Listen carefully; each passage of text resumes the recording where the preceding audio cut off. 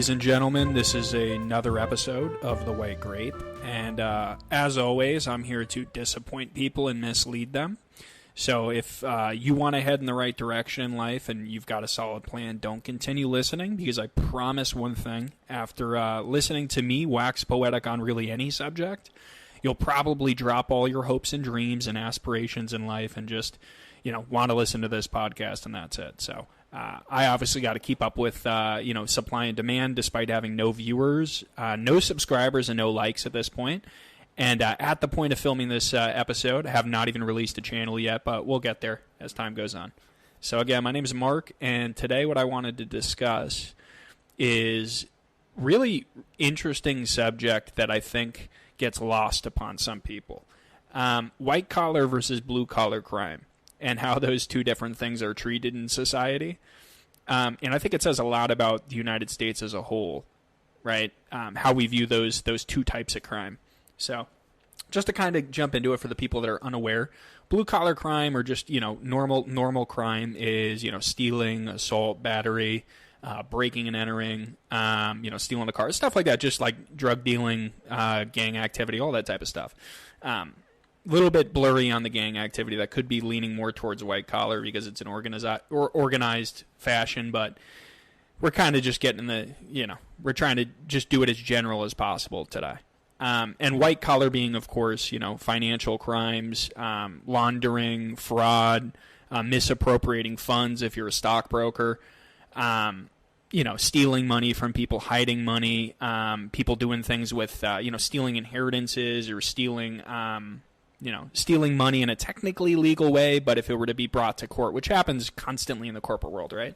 So what I find really funny about this subject, and it's tragic, so I don't necessarily want to call it funny, but, when you look at the two types of crime, which one is going to have a more long-standing effect on the community or the people it affects?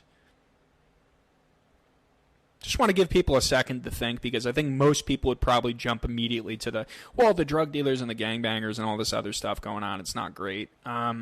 We got to figure out a solution for that has wide-ranging effects. I don't want my kids on drugs. And all that makes sense. But what actually makes the biggest impact in the long run is the white-collar crime. Is like this guy we hear in the news recently. I think it was AmeriHealth or something. I forgot exactly the details. But it was some CEO of a public health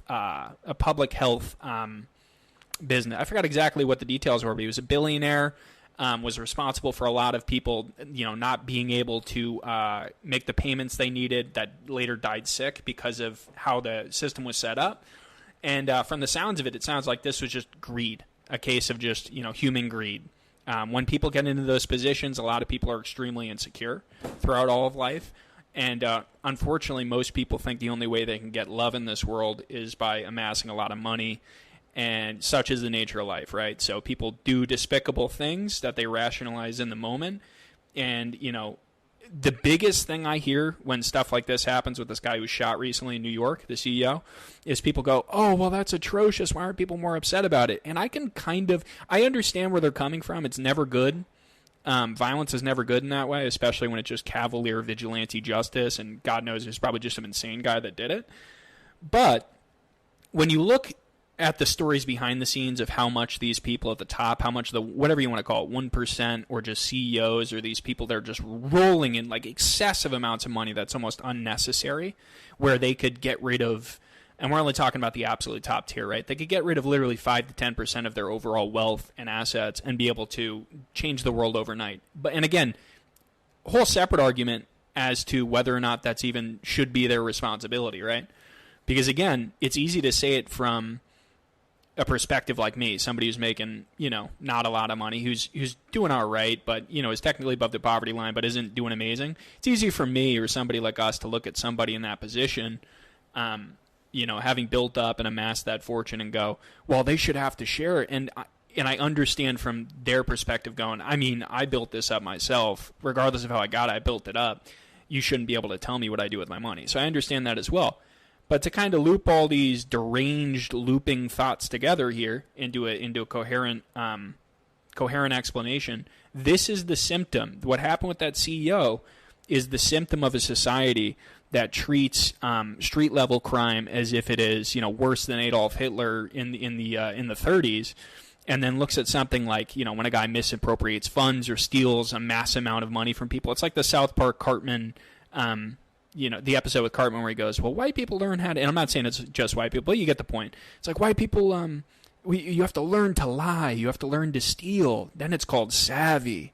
And it's funny because, again, there's plenty of people from all different backgrounds doing this stuff, but I think the mental image a lot of people get when they think of these shady backroom dealings in the white-collar space with these CEOs and power brokers that are pushing around money and being scummy, they usually envision some fat cat, morbidly obese white guy who's sitting back smoking a cigar, kind of laughing at the less fortunate, which is kind of the image that I get as well.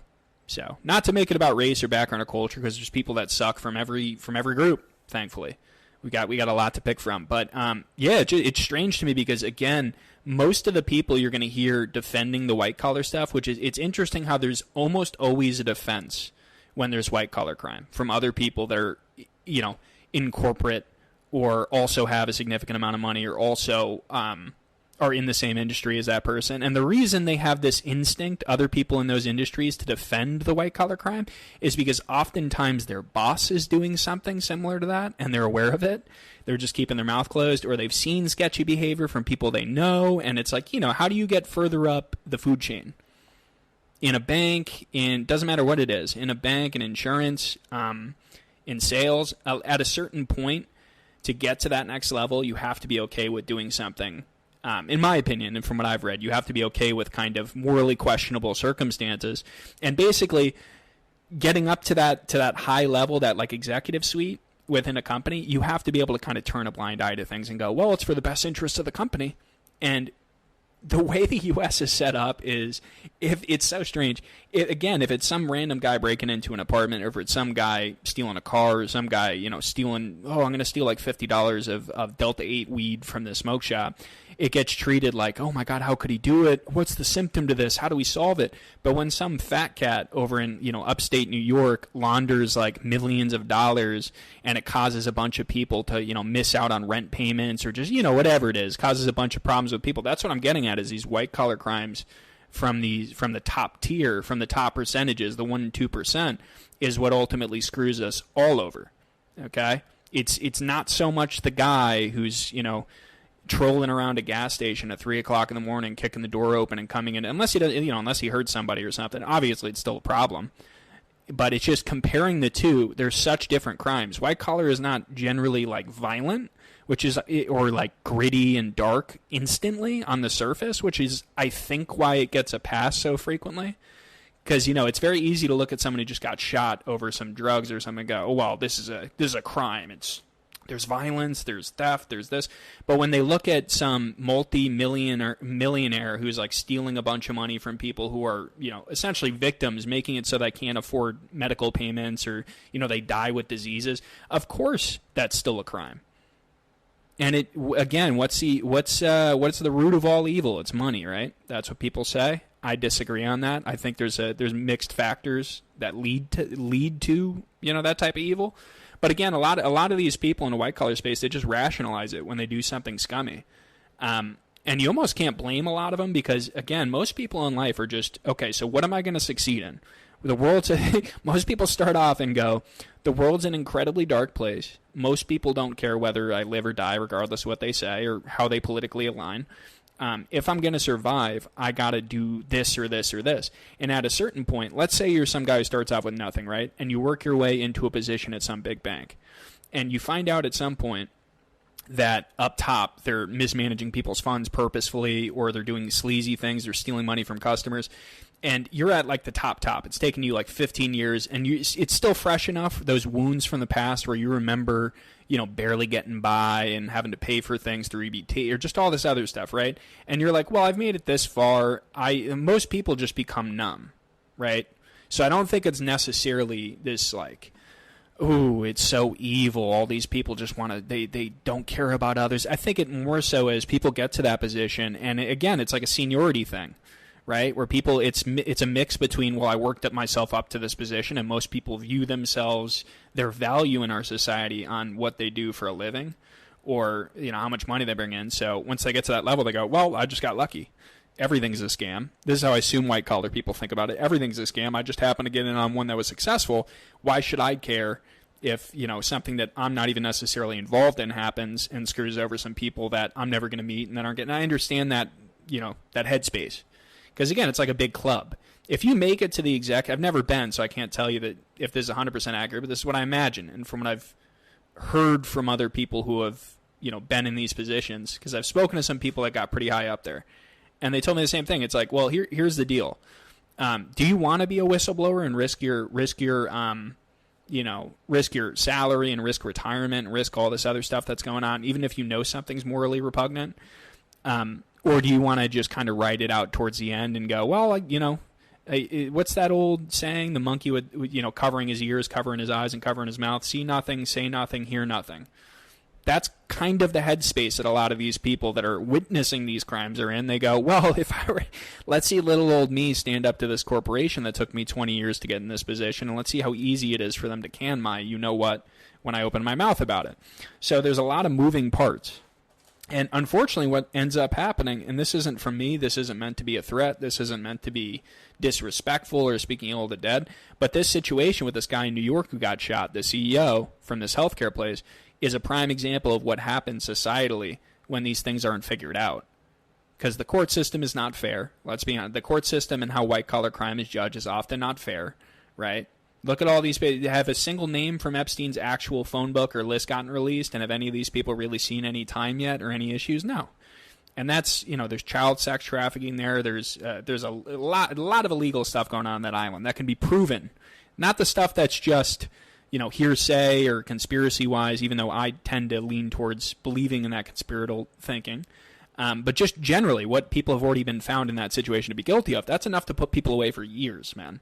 And has there been anything really done? No. And why is that?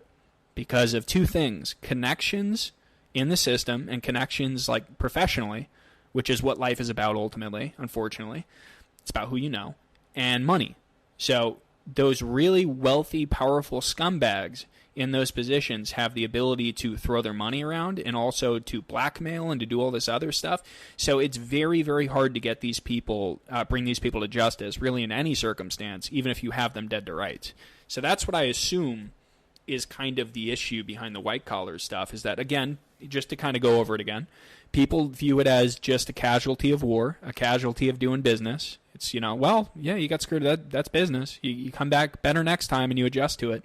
But all that system creates, if there's no checks and balances, is a bunch of sharks that at the first scent of blood are frenzying. It's like six sharks finding some baby seal and just ripping it apart. And it sounds disgusting, but that's kind of what it is. Once you get up to that level, and again, I've never been there. I'm still like entry level. I don't have much experience, but again, I've spoken to some people that are in those types of positions, and they have a similar opinion. A lot of them are good people that got there because they worked very, very hard and kept their head down, and they just go, well, the system's screwed up, but again, what am I going to do?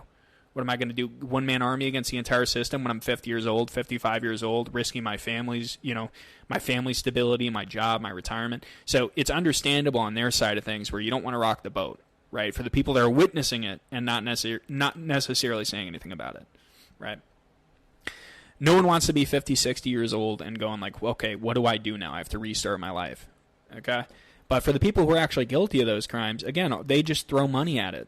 They just throw money at her. They use their connections within the court system or within politics to kind of work their way out of situations like that. And it's a pay-to-play, right? So just to jump back to the blue-collar or the regular crime that we hear so much about that gets fetishized by the media and is always talked about, like the looting. So it's in the category of looting, battery, assault, B&Es, muggings. And it's like a lot of these people, it's so funny because if that guy had survived, I'm not going to use him. I don't want to speak ill of the dead regardless of what the guy did. So I'm just going to use a different example. But let's say there was some really high up, let's say executive at a bank. He has millions of dollars. He's like super filthy rich and he's walking the streets in New York. And some kid who's homeless, like 16, 17 years old, probably had a horrible upbringing, doesn't have anyone that cares about him, like just felt like the world was against him from a young age, right? he goes over to this guy, and I'm not trying to make excuses for this behavior either, but he goes up to the guy and he mugs him, or he just holds him at gunpoint and mugs him. Is that screwed up, and is it immoral, and is it a crime, and should it be judged? Yeah. But again, the guy he's doing it to, in this case, the white-collar guy who's an executive at a bank who knows he's screwing people over and he's doing it legally, who goes home and sleeps, soundly, who has no issues going home, putting his head on the pillow, because oftentimes, not all of them, but a lot of them are sociopathic to get to that level. What do you think he's going to do in a situation like that? Gets mugged. Stood up at gunpoint, says, hey, take those shoes off, too. I like those dress shoes. Those Dockers are looking fresh. Take them off. What size are those Dockers?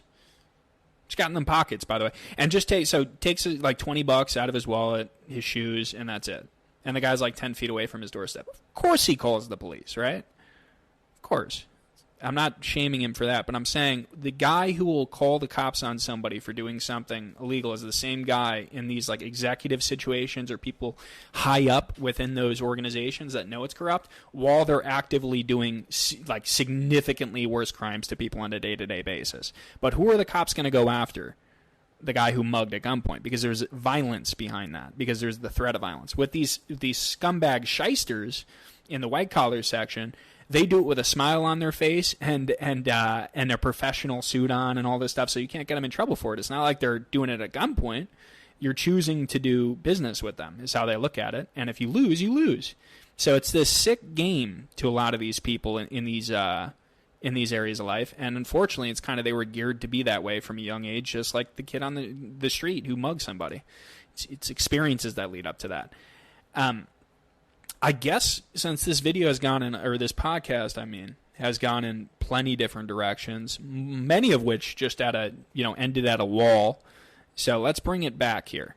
What I'm getting at as kind of a main theme is that societally, white-collar crime is almost fetishized and like romanticized, where people look at it and see all these shows. What's that newest one?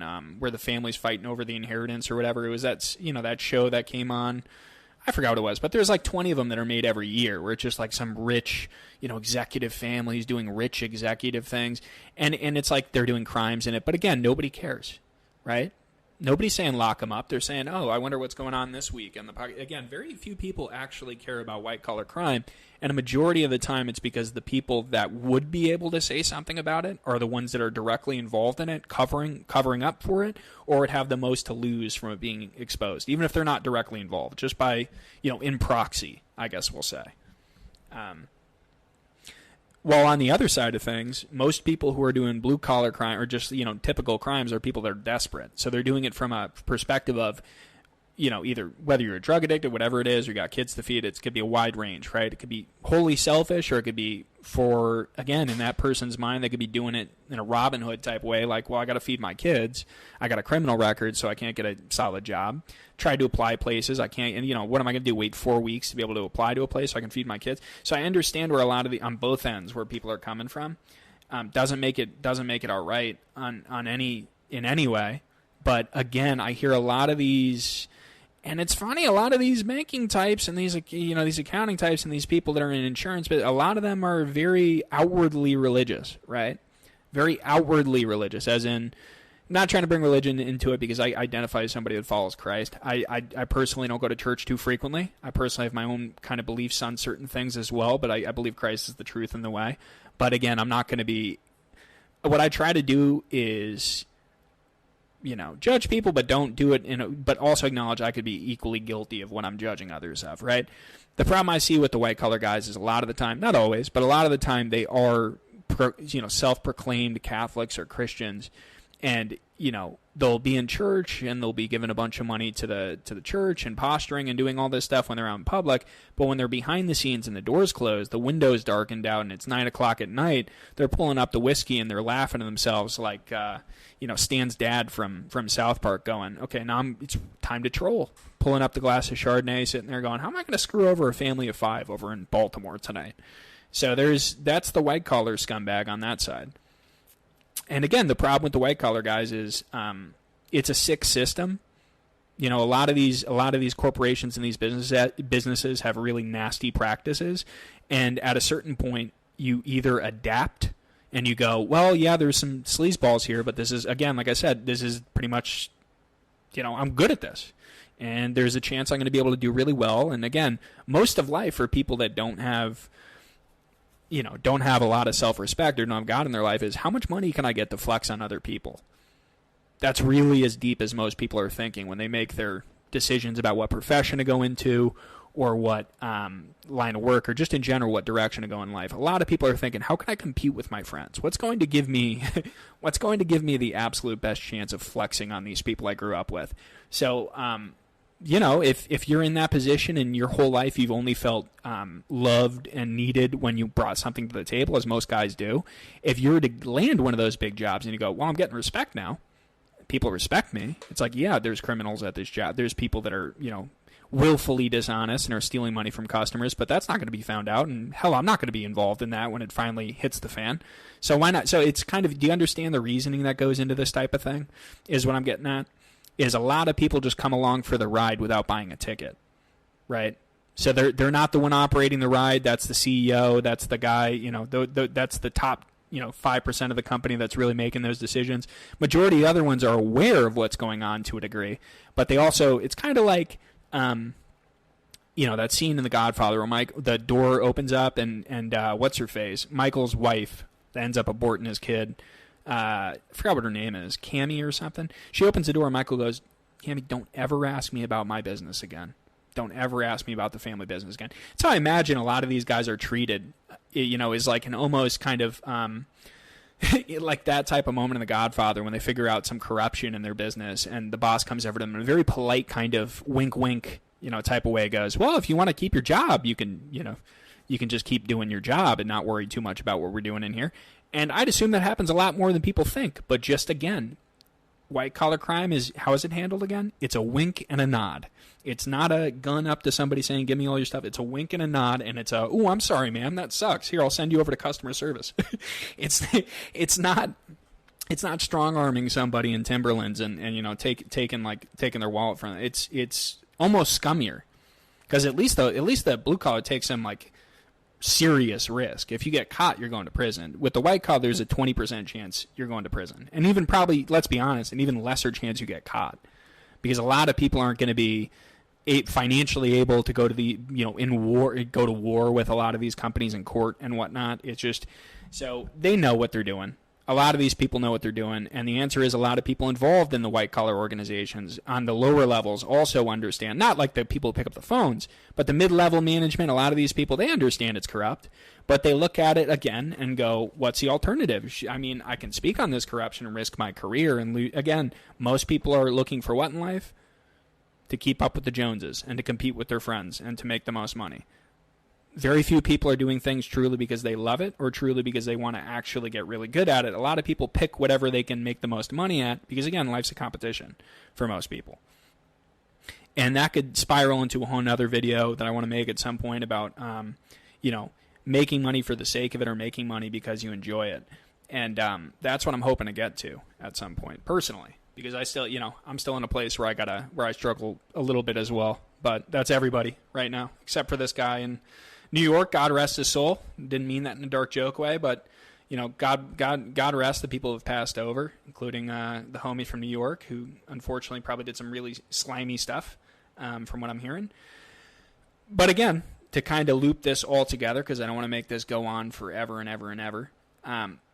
Blue-collar crime is the most talked about because it's the most accessible. It's the type of crime that most movies would be made about, like a Wire-type series, right? Where someone gets robbed. It's very point A, point B. Cop shows up. What happened? I got robbed. Okay, what did he look like? Where'd he go? Cool. When a white-collar crime happens, you've got 30 different perspectives. You've got people that are purposefully trying to mislead the police or the people that are looking into it, the detectives, the IRS, whatever it is that's on these businesses' case when they do finally get caught up. And then after that, that's when the bribes come, and that's when the under the table handshakes start happening and all this other stuff. So it's much more difficult to catch someone in a white-collar crime because of all the loopholes and all the ways they can work themselves out of it. And that's how we get into a society that borderline, while simultaneously claiming to hate the 1%, which, I'm kind of indifferent. I don't know too much about their personal experience to hate them. I do think it would be helpful for them to, maybe use that money, even seeing out it would only be 5 to 10%, right? If that. And they could have enough money. A lot of these people have enough money to not spend in 20 generations of being alive. So I just don't understand the point of not doing it personally. Then again, I'm not even close to being in a position to be able to justify that either, because I've never made that much. So you can't really have an opinion until you're in that position, is how I look at it. You can have an opinion, but I also understand their perspective, right? Again, a lot of these billionaires, too, I'm assuming it's the same way. The world's a dark place. People don't respect you unless you have something you can bring to the table, whether that's a skill, money, whatever. Regardless of, the flowery perspectives that people in media or just in general want to put out there, it really is that simple. If you bring something to the table, you'll be respected. And if you don't, society will just kind of let you go, which is a shame. And I hope that changes. But that's, if people are wondering, in my opinion, that is why white collar is looked at less intensely than blue collar crime. It's because, again, it's got that Wolf of Wall Street kind of flair to it, where they're like, well, these guys are just, they're just part of they're just the boys, they're the fellas, they're just trying to have some fun. Oh, what, you want to throw them in prison because they stole millions of dollars from, aging couples who are now experiencing medical issues and can't properly get those treated? What are you want to rain on their parade too? Oh, yeah. What are you, a narc? Like, that's how again, that's the treatment versus, and I've even asked people I respect, too, that are in that industry that without even questioning, without flinching, will automatically defend the person without even knowing all the details in the white collar. Like, I'll just end the video on this. I had a situation where I told someone I really respected who was in a similar role, like, hey, this is what happened. I heard this guy who was a stockbroker had his license revoked and I had to go to court because all this stuff had happened. Not dropping names, just saying a situation here. And it was a really bad situation, like millions taken, misappropriated, guy lost his license, nearly went to prison. And the person that I told about the situation to get his perspective kind of just shook it off. Like, he almost didn't even react to it. And there was almost guilt in his eyes. But that's what I'm saying. A lot of these guys, they know that they're doing something immoral. They know that they're inadvertently, most of the time, taking money from people in a way that's not ethical. The people that are on the kind of the outside of it, that aren't directly doing it, but they'll still kind of cover for the guys at the top because they're told their entire lives, oh, this is how business runs. It's business. We're never going to get caught for this. And if we do, we can just pay some money. So again, people don't really view it the same way. I think it should be viewed equally. If anything, I think white collar should be tried even heavier because, again, you're screwing over so many people when you're a white collar guy doing it. It's not just one person you're doing it to what's in your pockets? Let me see those Timberlands. Oh, that's a nice watch. You're not just doing that. You're taking a man's soul when you're doing like white collar crime. You're taking his ability to afford to live and to be able to treat himself medically and all this stuff. In the case of this guy in New York City, rest in peace. But regardless. But again, this has been Mark from the White Grape podcast. Kind of all over the place towards the end. I hope this kind of, all came together towards the end. But yeah. I'm going to be trying to keep the posting schedule from here on out on Monday, Wednesday, and Friday. That's the setup I'm trying to have. No particular time, probably afternoon on all days, but Monday, Wednesday, and Fridays is when I'm trying to upload. So again, this has been Mark from the White Grape Podcast. If I didn't say that enough times, I'll say it one more time, the White Grape Podcast. And I hope you guys lost some brain cells listening to this. So, bye-bye.